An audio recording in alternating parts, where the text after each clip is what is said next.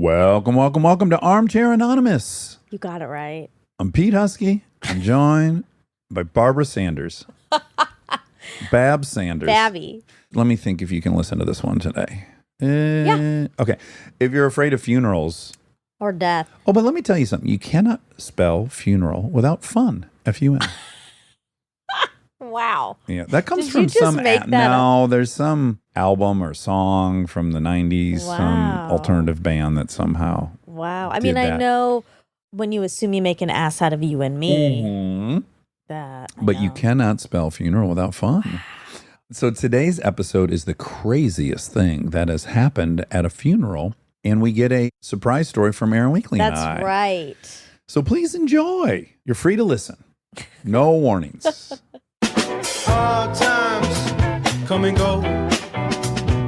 Good times, take them slow. My life, I had them both. Remember one thing, you gotta know, I'ma keep on shining. Hello. So Annette, Yes, nice to meet you. Where are you at? I am in West Virginia, but like real close to Maryland. Ooh. Okay. Do you have any cider mills out that way? And if so, are you frequenting them this time of year? I'm right next to wine country, so we've got a ton. Fun. You look so snuggly. I know. It's really cold. They keep it like 0 degrees in here. It's probably a frigid 72 in here, if I'm being honest about what I think the temp is. It's not at all bad. So something interesting / crazy happened while you were attending a funeral. Yeah. So I was 19 at the time. I'm 37 now. You want to do some fast math? Yeah, 18 years ago. Wow. There we go. So we should preface with no social media yet. Well, it was like MySpace, but I think I was too cool to be on MySpace. Not me. I was right on it. You might have ran into Dax on MySpace. You could have if you ran were- into me for sure. I was prowling it. Okay. All right. I'm in college. It's like, I think my sophomore year. And I'm 5.5 hours away. I get a call from my mom. She's like, "Are you sitting? Your cousin Tisha passed away." I'm like, "What happened?" She's like, she was a passenger on a motorcycle Oh, gosh. and died on impact. Don't stare at me like that, Monica. I was staring at you too. Yeah. He's going to go ride motorcycles. Guys, like for the next record, I have week. killed no passengers. Okay, but you still you. Okay. Well, just wait. So I'm devastated. Her and I, we were 5 months apart. We look a lot alike. A lot of people thought we were sisters. And a couple days go by, I call my mom and I'm like, "So when's the viewing? When's the funeral?" She's like, "Well, your aunt, Tisha's mom, really thinks it's best if we don't have a funeral or viewing. She really didn't believe in God. This wouldn't be the best way to honor her." I'm like, "So like not even like a backyard barbecue? Okay, I guess we'll just move on as we do, as we always do." A couple months later, same side of the family. So this is my dad's side. My grandmother passes away. Wow. Things are really coming quick. Yeah. Yeah, something's in the water over Ah. here. Mhm. So my grandmother passes away and everyone's at the viewing. My dad is outside taking a smoke break. Just to give you kind of a context, he's not a super emotional guy, kind of blue collar, looks a little bit like Jeff Foxworthy, really nice mustache. Perfect. Oh. Boom broom. So someone starts to come up that has blonde hair, blue eyes, looks a little bit like me. And then he's like, "No, that's not my daughter." And then they get closer. He's like, "Oh my gosh, this looks a little bit like my niece, Tisha. Can't be. She's dead." Gets closer. It looks really like his niece, Tisha.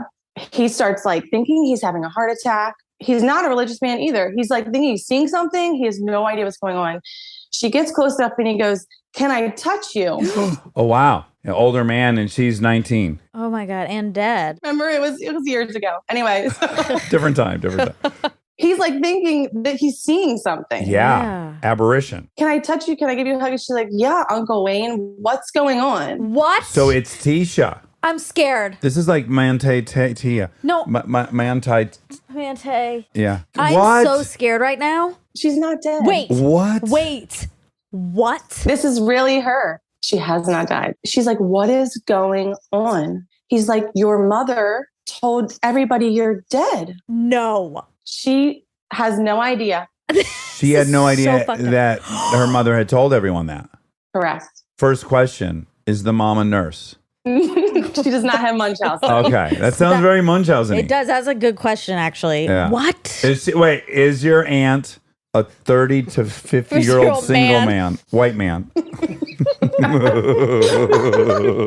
Also, no. Okay. Oh my God. So her mother had told everyone that she had died. We think to get attention, she has a drug and alcohol problem, maybe money. Oh. So my poor cousin shows up to this viewing having no idea that she's quote unquote dead. Yes. This is the craziest thing I've ever heard. Wow. My dad's like, oh my gosh, we have to like hide your grandfather. What if he has a heart attack when he sees you? You know, there's all these people that think she's dead and not everybody's heart can take that. Okay, right. So they like hide my grandfather and tell him, okay, you know, your granddaughter, Tisha, is actually not dead. She's here. She's outside. Her mother lied. Oh my God. Was it his daughter who had lied or his son's ex-wife or wife who had lied? His son's wife. Okay, that helps, I think. Yeah. Yes. So my uncle, my cousin's father had passed away when we were like 14. Oh boy. So from like 14 to 19, she had a really rough time of it.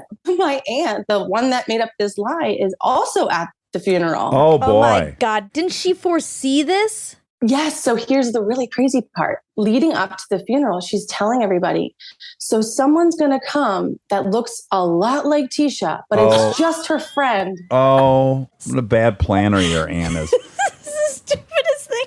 Also, your aunt should just pull a no-show at this funeral. The fact that she's going to try to pull all this off, this is like an 80s body switching Sitcom, comedy. yeah. Like, how dare she think she's going to pull that off? She's just got to not go to the funeral. I know. She gets so drunk that she's like vomiting. And my mom is a really kind person. And it was like the only one that would talk to her because everyone now knows she's made this story up about Tisha dying and she's not dead. So my mom like drives her home throwing up. It was totally crazy. Wow. How many people were at the funeral, would you say? I actually wasn't there. Oh, you weren't there. You got a call from your mom saying Tisha's very much alive? Yes. Did she say, are you sitting down? That's exactly what she said. I need you to sit down.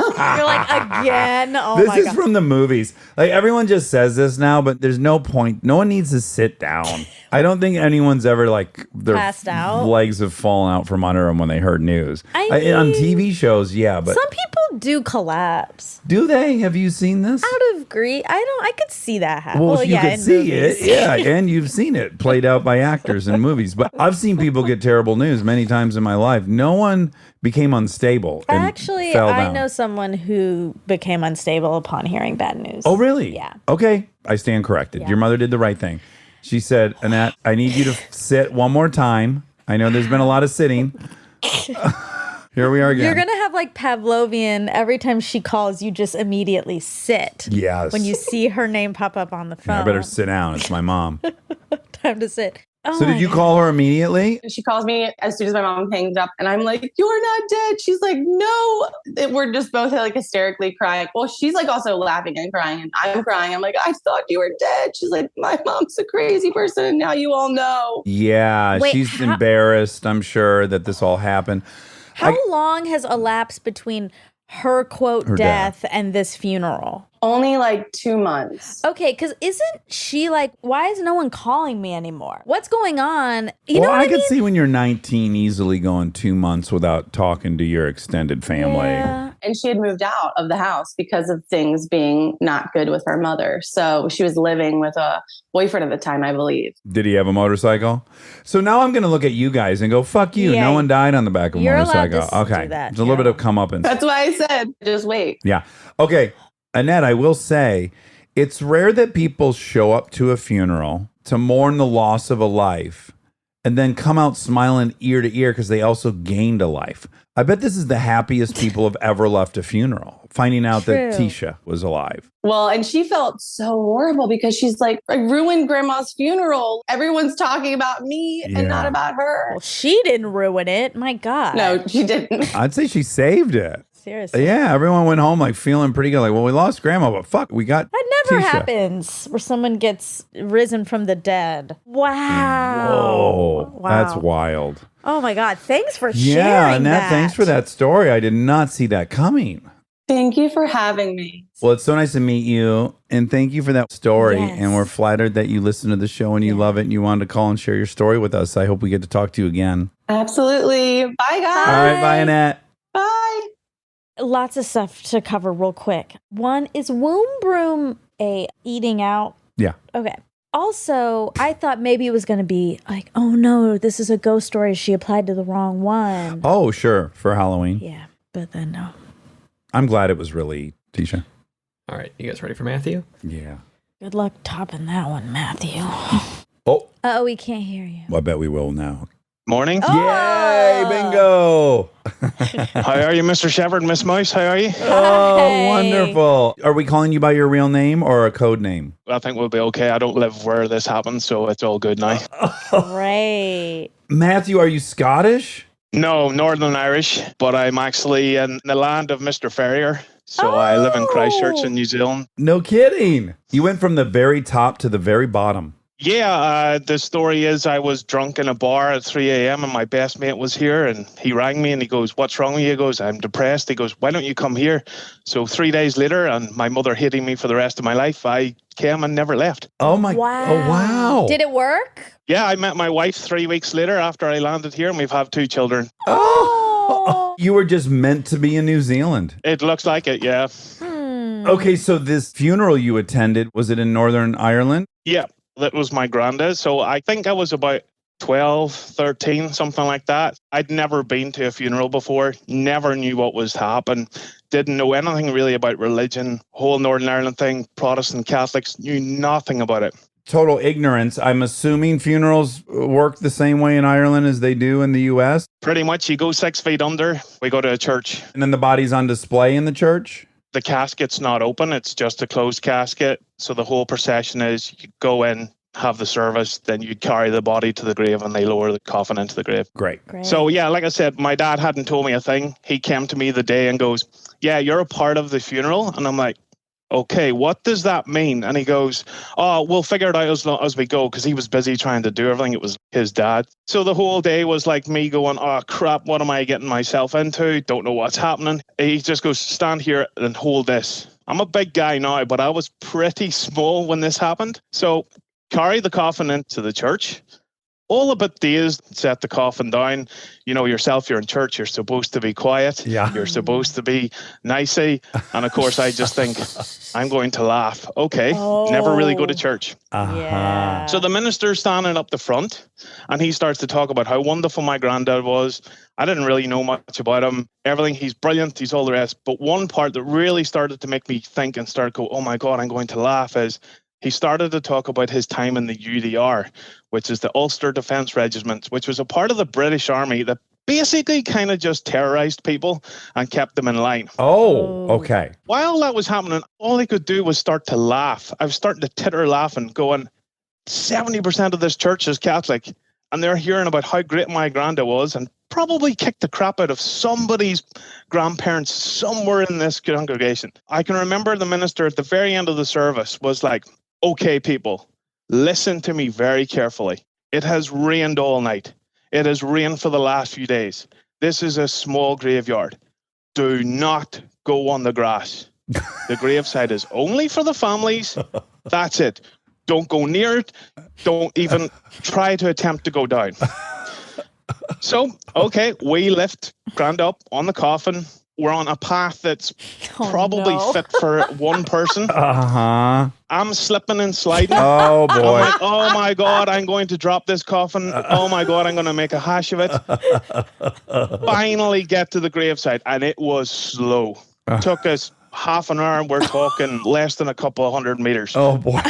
Still holding the coffin going, somebody get this damn thing off me. It's freaking heavy. Yeah. So set it down.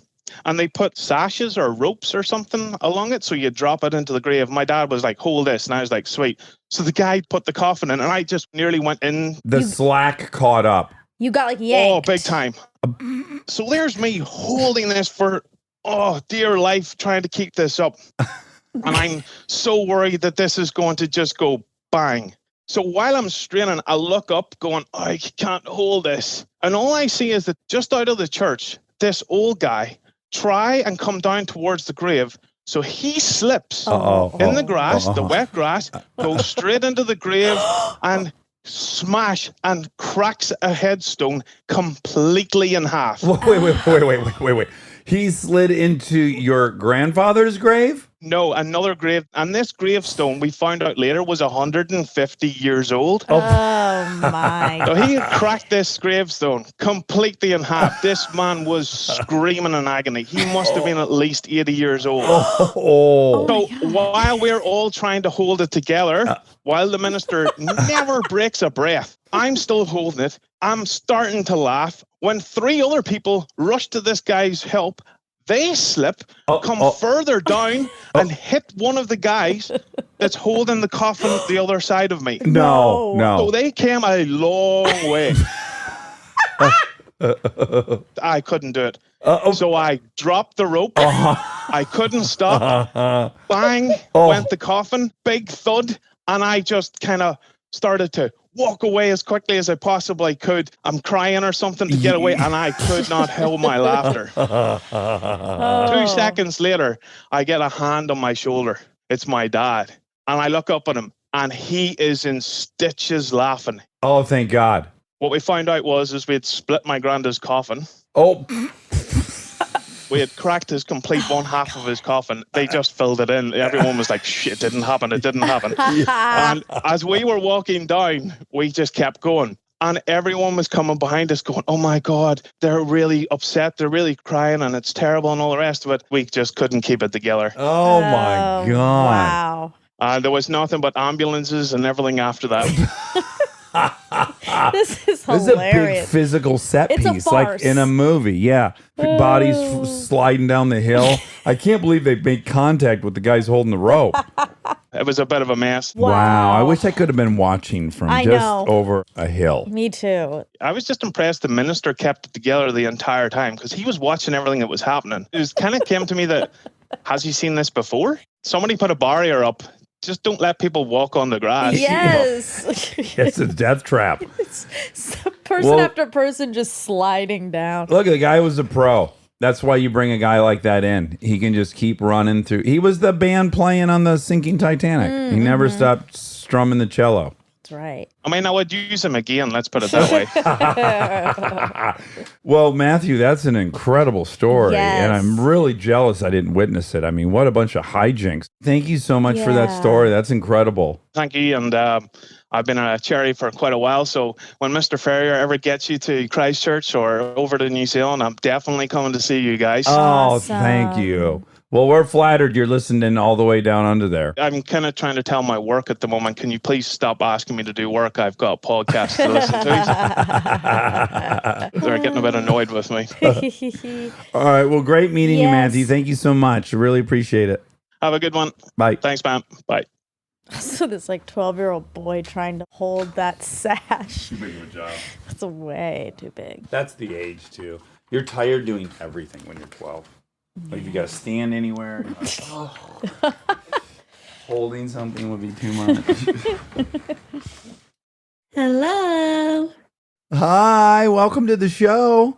Are we calling you by your real name? You can call me by my real name. Great. Okay, wonderful. So, Ashley, please tell us, you attended a funeral that got crazy. Well, unfortunately, I was the one who was witnessed. Oh, wow. Okay, good. This is good.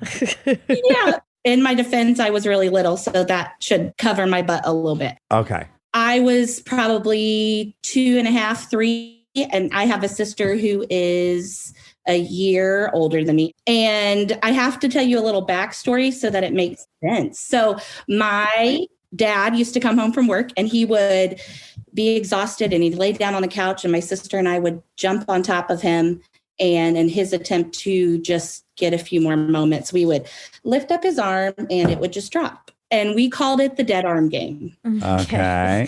Now, Ashley, when Dad was participating in the dead arm game, was he actually asleep or was he just allowing you to pretend? Just allowing us to pretend. We were living in Omaha, Nebraska at the time. My mom, one of her college best friends, her parents died in a horrific car accident. Okay. So my mom packs my sister and I up And she's like, we're going to hoof it. And like you do in the 80s, you pack everything you can to entertain a child because iPads were no thing. Yeah, right. You had some Fisher Price stuff. Oh, yeah. And some super awesome backpacks with all the plastic makeup. And it wasn't even like play makeup. It was the plastic kind with the plastic applicator. Sure. Yeah.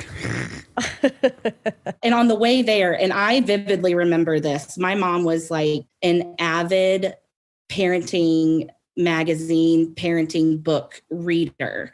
She was going to be the best mom. So she's trying to explain to us what death is and what we're going to. And she's going to make sure we're the best behaved children that have ever attended a funeral. Yeah. And so on the way there, she's like, it's not the real person. The real person's on the inside and the body is just the glove. Oh, wow. Yeah. Oh, wow. That's right. So we get to said funeral, and like all classic churches, it's the aisle down the middle. My mom is standing with her back to the two caskets.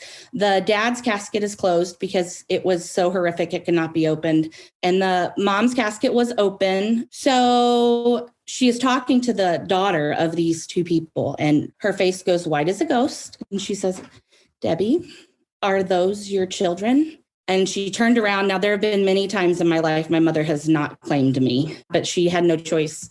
She turned around. I was in the casket.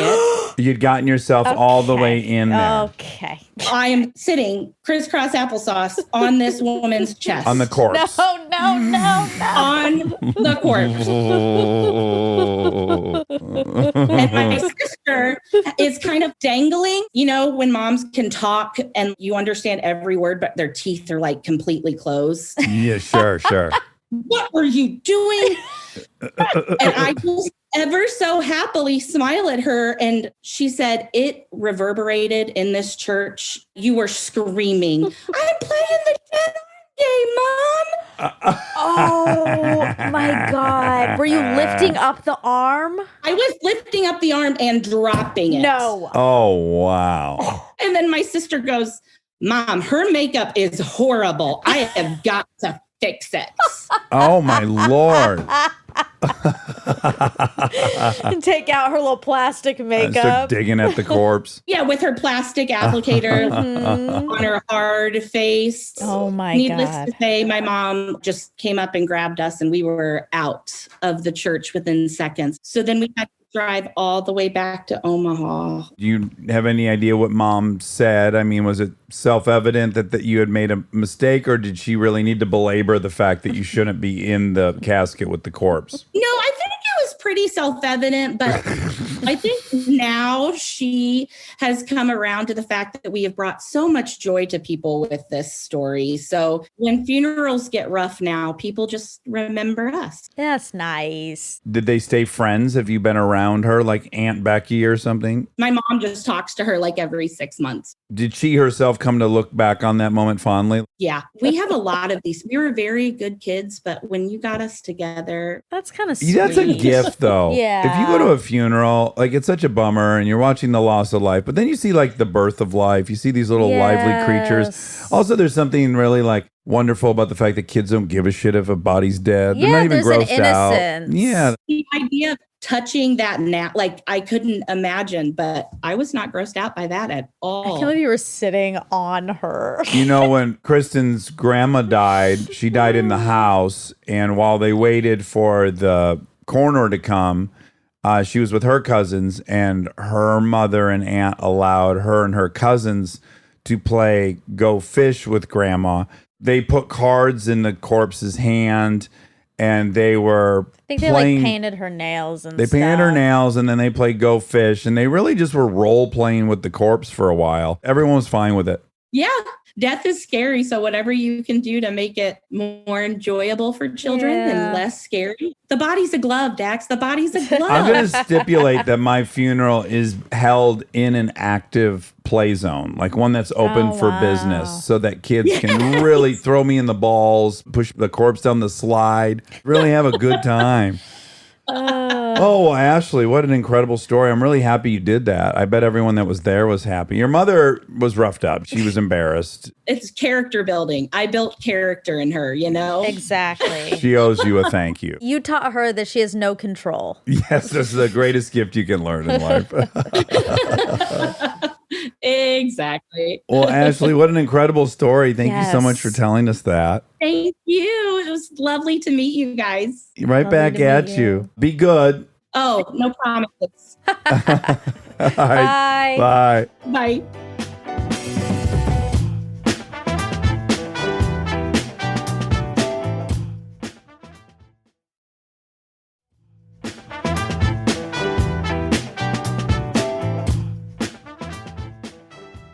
Hello. The simulation is real.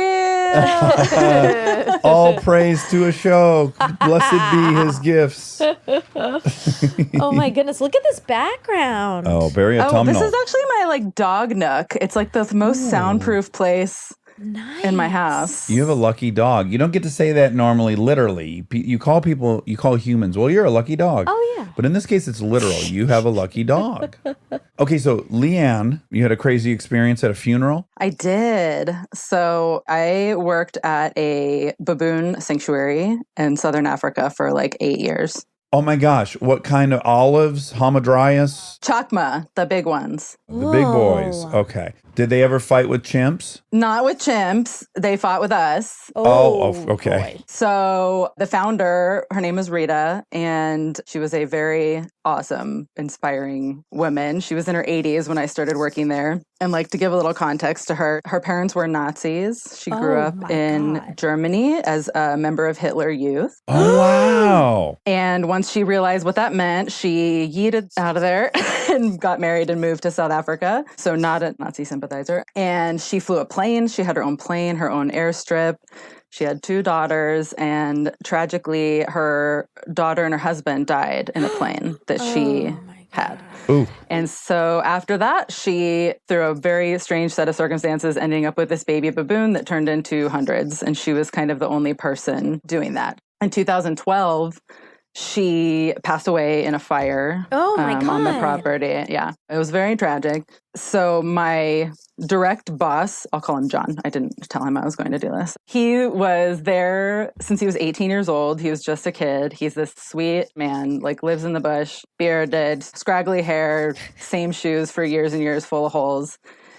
And now he has to host all these people from all over the world coming in for this funeral. And she was well known. People called her like the Jane Goodall of baboons. And his girlfriend suggested he should probably wear a suit and loafers. And you can tell he's like itchy. So we're welcoming all these people. And keep in mind, we have hundreds of captive baboons, but we also have hundreds of wild baboons that have gravitated towards the captive ones that just free roam on the property. Because you got females in estrus and everyone's coming to get some. Yes. It's a constant cacophony of noise there with any animals, but there's a certain sound that happens where you know shit went down and it's an eruption of chaos.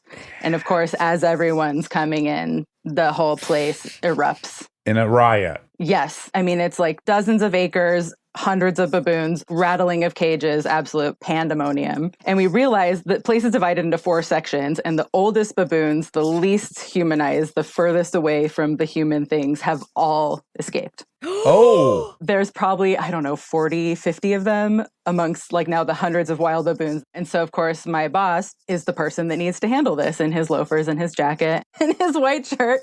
So we all head down. He heads down and he's got pliers trying to like fix the hole while also chasing in all the baboons. Oh my God.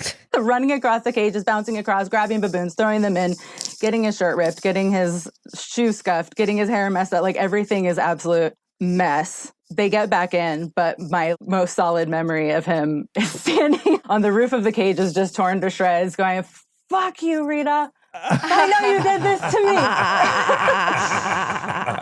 And she would have absolutely loved this moment. And if that is where she was at, she definitely concocted this thing to get one last rise out of him. Was her body on display? Was it like a conventional funeral or is it more like a celebration? Because of the circumstances of her passing. Oh, yeah, you said. There were also 3 baboons with her. Oh, wow. Oh my God. They were all together. They're still there on the property, laid to rest with a beautiful like stone memorial. Were we mid-ceremony when all hell broke loose? Not yet. This was like during the arrival. Oh, welcome. Everyone there's like, this is a terrible idea. Why the fuck did we come down here? Luckily, all of our friends and supporters that came out had been there before, so this was not incredibly unexpected.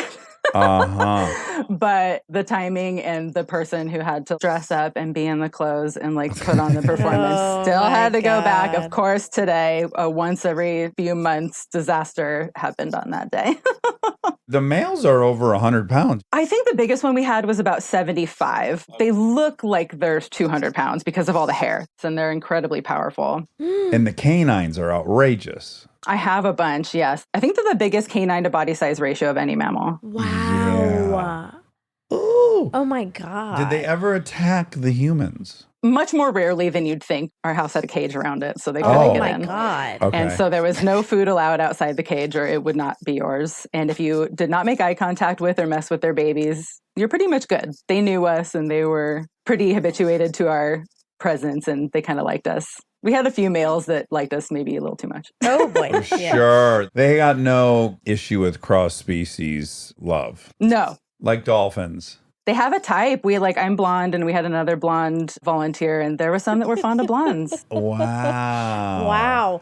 Do you think they just wanted to attend the ceremony? I think that's something Kristen would say. Well, I'm asking, yeah. Right, but there's always like this sweet story they give to animals. Like, do you think they were mourning her? They really do truly have a talent for comedy. They know who to mess with and how to get the funniest reaction, and they will do it on repeat because it's funny. So if I had to guess, they thought this would be the perfect moment. Wow. They're rascals. Smart. It's a troop of wobby wobs. Wow. Yikes. In fact, I'm going to petition the Primatology Association of the World to rename them the Wobby Wob Baboons for their rascaliness. Oh my God. What do you think?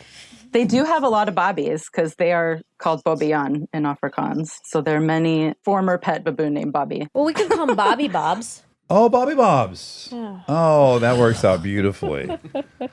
Well, what a wild thing. That's a lot of bodies. And they're fast, they're running, they're cheap shotting each other, then splitting, right? Sure. I mean, I have 4 brothers. There's 5 of us. I thrive in chaos. This was perfect for me. Yeah. Oh my gosh. Wow. Oh, wow. What That's a story. fun. Yeah. Yeah. I wish I was there. I wish I had attended that funeral. You would have loved it. I would have loved it. It was good for people watching. Yeah. You could tell them apart pretty well? Absolutely. All 600 plus had names and we knew their parents, we knew their kids, their favorite boyfriend, their secret boyfriend. Secret boyfriend. Side pieces? Yeah. This is exciting. Yeah. They live a fun life. They do. They're out babooning around all the time. Bobbing around. Bobby Brown.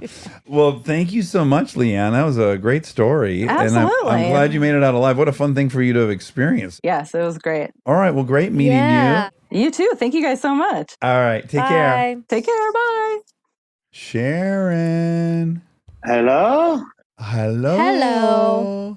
So the prompt for this one was something crazy you witnessed at a funeral. And it'd be silly to try to say what our craziest story is, but I got to say this is in contention, don't you think? Yeah, for sure. This is a very delicate one to tell because it was a friend of ours. And so we're going to try to do it in a way that is respectful to his family. Okay, so let's start with the fact that we had a really good friend in junior high. Me more than you. I was really close with him for a period. When you were starting to run with the devil. Yes. I started hanging out with him more. But then I moved away to Walled Lake, and then you got kicked out of high school. So I guess this was 11th grade, wasn't it? Yes. I remember one time in 10th grade, he said hi to me in the hallway, and he told me that he was checking up on me because you asked him to see how I was doing. Oh. If I was okay. I do remember that. I don't think I ever told you. No. It was super, super sweet on both sides, you and him. Yeah. I'm already sad about this boy now. Yeah. Aaron. It is a sad story. He was a super duper sweet kid. Oh. So he was killed in a drunk driving accident when we were in 11th grade. Maybe it was 12th. I don't know. What I do know is that I picked picked you up and we drove there together, and it was during like a school day somehow, or maybe immediately after school got out. It was noon somehow. Yeah. Yeah. And we hadn't seen anyone that we went to junior high with in a long time. I certainly hadn't seen anyone in a very long time. And you had been out of Milford High at that point for a while. Oh, yeah. So we arrive at Lynch and Sons Funeral Home in our hometown of Milford. We had gone to school with the Lynches. Like, we knew these kids. It was the family business. It was in our small town. And at the Lynch and Sons Funeral Home, there were like 3 or 4 different viewing areas, right? So there were multiple funerals going on at the same time. We just walk in and we look to the right, and by God, the man that they're mourning is sitting upright in his casket. Yeah. And I mean, not just upright. No, like off to a 45-degree angle, trying to exit. He's hanging over the boundary of the casket, and he's bald, and he's an old man, and he's very much attending his own funeral. Oh. And there's people gathered around, of course, and no one is acknowledging that this man is escaping his casket mid fucking funeral. That's so crazy. We're like, oh my God, we just couldn't, like, we're already laughing really, really hard. And we're like, we're running to the side so no one can see us laughing. And we're trying to laugh really quietly. And then we just can't stop taking some peeks. So then we get our shit together enough that we're going to enter the viewing area of our friend. We get in line, and I don't know about you, Aaron, but it was a little distracting to me. I'm, of course, like, I haven't seen a lot of these kids in a long time. So kind of looking around, and I'm thinking, oh yeah, you and I are still together, like we were inseparable. Yeah, if I can back up, even I think before entering and seeing the old man, we already were in the parking lot, and we were kind of joking about something, nothing to do with our friend. And then we realized we had to fucking tone it down. We thought right away, like, oh, people are going to be furious with us that we're laughing. And that's when we walked in after, like, kind of making a commitment to each other to knock it off. And we see a fucking old man immediately escaping a casket. Yes, it's very much like now we have the giggles and now we're in church. Right. Okay. What you also need to know is that our friend from 6th grade on had a pretty robust mustache, but it was a blonde mustache. Right. Really blonde. The blondest mustache you ever saw. And neither of us have seen our friend for a couple years. We're in line and we're making our way up to the casket. And now we've kind of turned left and we're walking parallel. Now all we're seeing is the door of the casket, which is open. And we start noticing there's a ton of police badges all over the casket. Local, state. There are so many badges in this coffin. It's so confusing to us. We're like, what's going on? Yeah, aren't we still in high school? Yes. This is just weird. The whole thing is solid badges, wall-to-wall badges. And now we step up to view our friend, who we haven't seen in a couple years. And they have, no disrespect to Lynch and Sons, I'm sure they do a lot of quality work. They had dyed his mustache shoe polished black. Yeah. What about his hair? Did he have hair? Yes, he has still blonde hair. Still blonde hair. Oh my God. Yes, I don't know why they thought this God. guy probably has a Tom Selleck shoe polished black Oh my mustache. God. So this is overwhelming. Of course. Coupled with all the badges in the casket.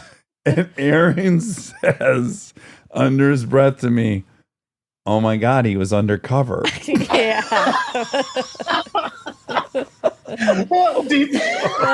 Like he grew that mustache after school and shaved it before school. Yes, he seemed my like he was God. 30, and now we're learning he was a police officer. When Aaron said, oh my God, he was undercover, like, you know, it was also 21 Jump Street was pretty popular at the time. Sure. Now we're in big, big trouble. Once Aaron says he was undercover, we're very on the verge of starting to laugh out loud. Yeah. Tears are streaming down our face. I'm pinching my penis as I do sometimes when I think like I'm going to pee my pants. Okay. And now we're acting like we're crying. We're like trying not to laugh. And now we have to sprint out of there. As I recall, we just had to get the fuck out of that room as quick as possible before we embarrass ourselves or dishonor this person we loved. Ugh. And we really scampered down the hallway, keeping our laughter in check. We're making it down the hallway. We've completely forgot about the guy exiting his fucking casket. The last thing we see, because he's right next to the doors, is that goddamn old man. He's even further out of his casket at this point. And we break through the double doors, and then it's just on. Like it's just an explosion of laughter, and we're searching for relief. And as this has happened, like a group of 6 classmates of ours we haven't seen in a while walk up the steps. And sure enough, we've done exactly what we were afraid we were going to do, and what everyone knew we would do. We're making a mockery of this. Oh, no. Yeah, disrespecting the whole deal. Oh, man. That fucking guy being in that front room, the worst call they could have ever made. Greeting you and saying goodbye to you. What do we think happened? His body filled up with so much air. It was like a balloon trying to get No. Yes. I'm certain of what happened, which was rigor mortis set in and he was in a chair or something. And then when they put him in the casket, they definitely weighted him. Right. And somehow either that weight wasn't enough or something happened where that weight had to have either come off or whatever. And then he must have sprung into that position, truth be told. Oh my God. Can you imagine if you're sitting there and it just popped up? Jacking the box up. That's so scary. I'm surprised there wasn't 3 more deaths in that room. Exactly. I don't know what you remember, but I had totally forgotten about that guy. At that point, so much had happened so quickly in the other room, and I was trying to get out of there so fast. Even though we knew he was there, it's the last thing we ever expected to see leaving. Oh wow. My God, yeah. When you called the other day, or texted me to get on, we were in a hurry, and Adelaide asked me, what was the story you and Dax are going to tell? And I said, she'll be 12 in a couple of weeks. And I told her the part with the old man, and she like almost spit out whatever she was drinking. Couldn't believe it, of course. Why is every story that ridiculous with you guys? Oh boy. But I do love and miss that kid. And it was absolutely heartbreaking that happened to him. Yeah. And we probably just shouldn't have even been at a funeral at that age with our disposition. No. Right. Yeah, Well, also, I don't know that you guys had it in you to feel the sadness at that time. Well, that's a good point. Yeah, we've had a couple of these over the years. A really good friend of ours died. And you're right. We couldn't. It's unfathomable. The mourning could only happen when we were plastered. Exactly. Like your brain wouldn't let you unless you had guards down. Too scared, to let all that in. Yeah. But a good enough boy, I knew I wanted to show his parents that he had friends and that I would come. Because again, I hadn't seen him in so it started with, I thought like, okay, I'm going to do the right thing. Of course. I'm sure no one was happy that I came. We were really throwing a curveball. Yeah, we weren't prepared. Well, I'm glad she liked that part. You didn't tell her the rest. I guess that's more abstract, that you found out your friend was a cop. No, I didn't. Do we know what was all the badges? We did find out after the fact that he had at that point declared he wanted to become a cop when he graduated. Oh, okay. I still don't understand. Okay. It might not explain all 50 of the badges in there. I don't know. Yeah, maybe he had come to collect those. Right. I don't know. Just everyone kind of knew at that point that's what he was going to do, was be a cop. Also, we were possibly the last ones to know about the mustache being so dark. Like, I don't know if it was Lynch and Son's fault or that's just what happened when he decided to be a cop. Right. Yeah, maybe he looked like that for a while. Yeah, I mean, what I can tell you is there was zero pigment in the mustache. Like, when I tell you it was a white mustache, it's not like it would have turned dark. No, but I mean, he may be started using just for men to look more like a cop. Why would the funeral home do that? Because I think they thought something happened in death that made his mustache white. No. Well, I think they would have been like, well, there's no way his mustache was this white. Something must have happened. No, they would have asked the parents. I don't think the parents go see the body a day ahead of the time. I think they're seeing it for the first time at the funeral with the rest of us. So if they've made this really big judgment call 2 days before in the morgue, everyone could be finding out at the same time that they made the wrong call. You get like an hour before the family gets to go look at the body, but still that's not enough time. Their choices would have been shave it off completely. That wasn't an option. No. Oof, wow. I don't think he started dying at midway through high school. That's too big of a swing in high school. I think if Wade was laying there and had a black mustache, I think I'd be calling for somebody's job. Yeah, exactly. Yeah. I gotta imagine someone lost their job. Double whammy. Also, whoever weighted the fucking corpse at the beginning of the... fuck. Someone had a really off day. To be fair, that's a hard job. That is a really hard job. It's a thankless job. Yeah, I know. No one ever says to you, I appreciate how good you made me look for my funeral. Exactly. But it's kind of in keeping with what we were seeing right from the jump. Yeah. Oh, well, I love you. And I hope that wasn't terribly disrespectful. Again, so much love and sadness over that situation. By the way, there's already been like 5 of these prompts where I was like, well, I should call Aaron. We have a good one about this. All right. I love you guys too. All right. Bye. Talk to you later, sweetheart. Bye-bye. Has this given you any ideas for the funeral you want to have? I do want Matt Damon to give the eulogy. I really hope your game plan is to outlive Matt Damon. You're 20 years younger. We just don't know what will happen. We don't know. He does have access to some good science. He's very virile. Well, yeah, and dialed in with the Harvard community. He probably will be first in line for some kind of life extension thing. Yeah, I think him and Ben will take my body to a different room first. Oh my God, you want them to make love to your dead body? I don't know what they're going to do, but I want them to have some privacy and some alone time with me as a dead body. To get some closure? Yeah. Okay. Then they can bring me back in and everyone else can come in and have... Look at the remains, what they've left of you. Fine. I'll be the executor of your will. Yeah. Oh, God, I can't wait to make this phone call. So, hey, guys, you've been bestowed a very, very high honor. Well, first of all, are you seated? Sit down. Monica's dead. I'm sorry, who? No, maybe Ben. He hasn't met you yet. But Matt's like, oh, my God. I thought that hug and kiss would have got her into her old age. Yeah. Well, it did, Matt. You should be happy. She died with a smile on her face, thinking about that hug and kiss. Oh, that's great. That's great. Now, here's for the good news. She has invited both of you to take her body into a private room and do with her as you please. She hasn't stipulated what you should do, but sky is the limit. Give an all-access pass to her corpse. Make it clear, please. Not only can they have to. Okay, they have to. You are obliged to do this. Yeah. Boy. It is illegal, but it is curious if you give someone consent while you're alive. That's right. Why is it illegal? Exactly. I guess it just demonstrates that you're capable of some real grossness that might be a threat to society. But I'm saying they have to. Okay. For legal reasons. For legal reasons. Okay. I want to have my funeral in Northern Ireland where Matthew was, and I'm going to stipulate it can only be held after 5 days of heavy rain.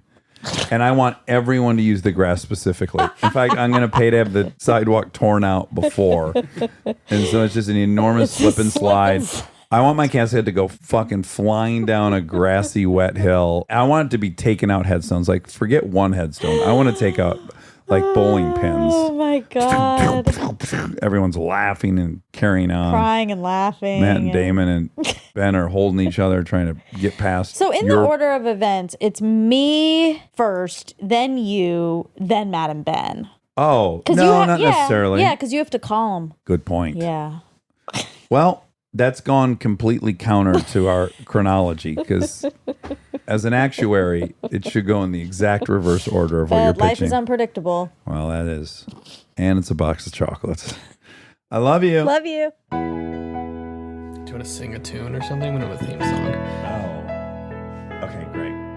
We don't have a theme song for this new show, so here I go. We're gonna ask some random questions, and with the help of Armcherries, we'll get some suggestions. On the fly rhyme dish, enjoy.